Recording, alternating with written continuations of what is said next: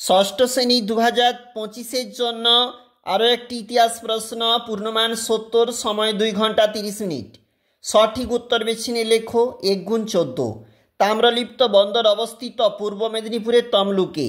সেলুকাসের দূত হয়ে মৌর্য দরবারে এসেছিলেন মেগাস্তিনিস। উপবেদ বলা হতো চিকিৎসা শাস্ত্রকে। দশাবতার মন্দির দেওঘরে অবস্থিত। কমনে রামায়ণের সর্বাধিক গুরুত্বপূর্ণ ব্যক্তিত্ব হলো রাবণ। কোন অঞ্চলে শালি ধানের চাষ বেশি হয়? উত্তরটা হবে মগধে। কিন্তু ভারতবর্ষকে বলেছেন সুয়ানজাং। আবারও প্রশ্ন, হাতিগুম্ফা শিলালেখ থেকে কার বিষয়ে জানা যায়? কলিঙ্গরাজ খারবেলের বিষয়ে। অর্থশাস্ত্র লেখক কৌটিল্য। বজ্জিদের রাজধানী ছিল বৈশালী। মার্গ কথার অর্থপদ। 10 রাজার যুদ্ধে জয়ী হয়েছিলেন সুদাস। একলব্যের গুরু ছিলেন দ্রোণাচার্য। ইন্দো আর্য ভাষার সবথেকে পুরনো সাহিত্য হল ঋগ্বেদ।